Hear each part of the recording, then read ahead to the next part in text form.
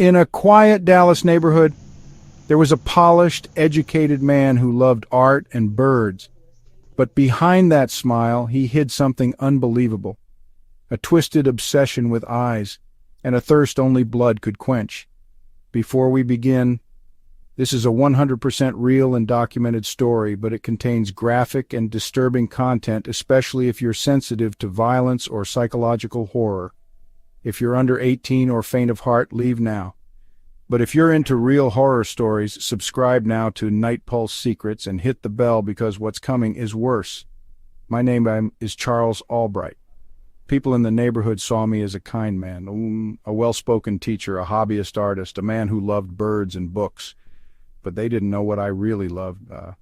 I loved eyes, not just looking at them. I needed to have them.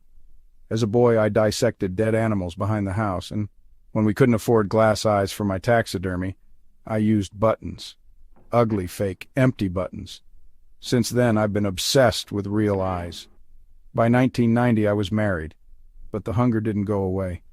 I needed to feel it again, to dig, to take, to keep.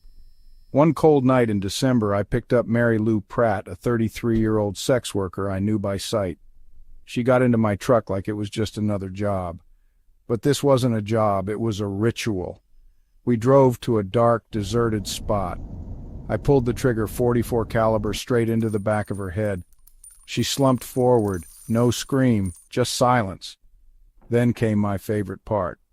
I took out my scalpel. I slid the blade into her right eye socket, twisted gently, and removed it. Then the left. I wasn't killing for money. I was collecting. Her eyes were perfect. I stored them in a jar near my bed. But hunger grows. In February, I did it again. Susan Peterson. Then March Shirley Williams. Each one the same pattern. Naked body, bullet in the skull, and empty sockets. But I got careless. They found my hair at one scene, my fibers at another. And I talked too much. I let a friend hear me say too many things about eyes. They arrested me. In court, I just smiled. They couldn't charge me for every murder, but one was enough. Life in prison, no parole. But they never understood me. I didn't kill out of rage. I didn't kill out of hate. I just wanted to see the world through someone else's eyes. If you made it this far, you're stronger than most. But the next story, you won't be ready.